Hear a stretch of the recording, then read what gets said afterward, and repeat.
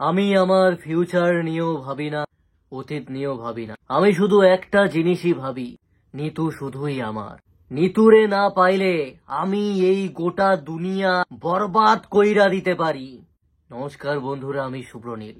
আসলে বরবাদের টিজার দেখার পর এক্সাইটেড হয়ে গেছি। অনেকবার দেখলাম অ্যাকচুয়ালি, তো ডায়লগটা মুখস্থ করলাম। আসলে পরবর্তীতে আমার কোনো যদি প্রেমিকা হয়, আমি তাকে এই ডায়লগটা শোনাবো, শুধু নিতুর জায়গায় তার নামটা বসিয়ে দেবো।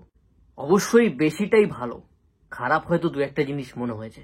লাস্ট দু একটা কাজে যেমন বলেছি, শাকিব খানের পারফরমেন্স, ভাই লোকটা যখন তাকাচ্ছে, লোকটা যখন নেশা করছে, লোকটা যখন অ্যাডিক্টেড, সেটা তুলে ধরছে। আলাদা শাকিব খান ভাই। তুফান দেখেছি, দরদ দেখলাম, তারপর আবার বরবাদ দেখবো।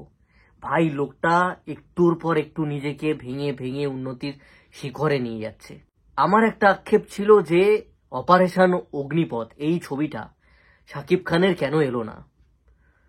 পার্কিং এর দৃশ্যটা যদি তোমরা মনে করো, যেরকম ভাবে অ্যাকশন করছেন, পুরো মনে হচ্ছে আমি অপারেশন অগ্নিপথ বলে যে শাকিব খানের ছবিটা, যার টিজার ড্রপ করা হয়েছিল, সেই সেম সিনটা দেখছি।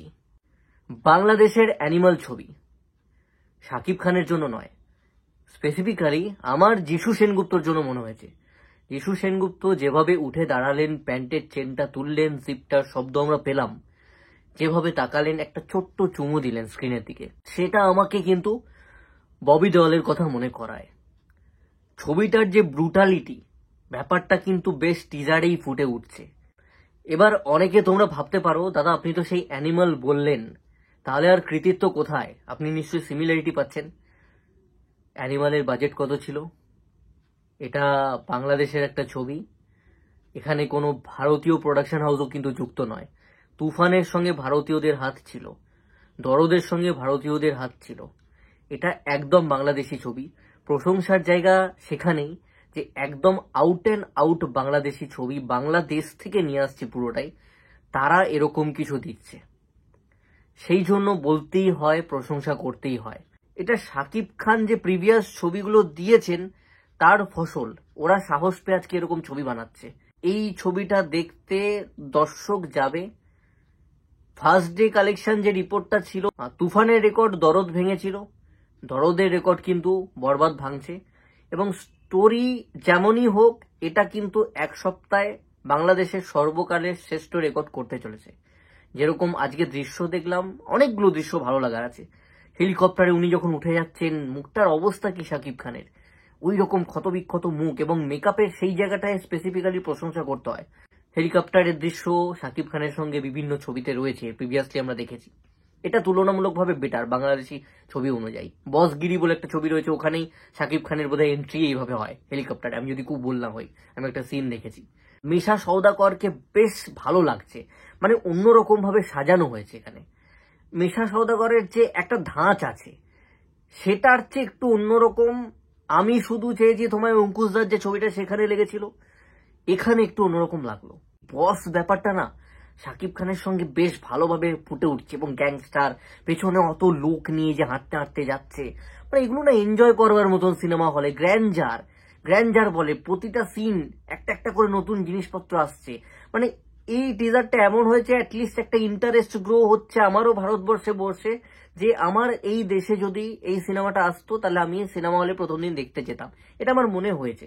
যদি খারাপের দিকে আসি, তাহলে মেগাস্টার শাকিব খান, ওই যে লেখাগুলো আসছে বা ছবির নাম যখন আসছে, বা পরিচালক কে রয়েছে, সেম টেমপ্লেট, ওই সেই আগুনের ফুলকি মতন লাল লাল সব সময় দেখি বাংলাদেশি ছবিতে, যে কোনো ছবি হয়, ওই আসে লেখাগুলো যখন আসে তখন ওই জিনিসটাই ইউজ করা হয়। কেন? প্রিমিয়ামনেস কোথায়? এই ভিডিওটা দেখতে দেখতে একটা জিনিস আমার মনে হলো, প্রিমিয়াম লাগছে না।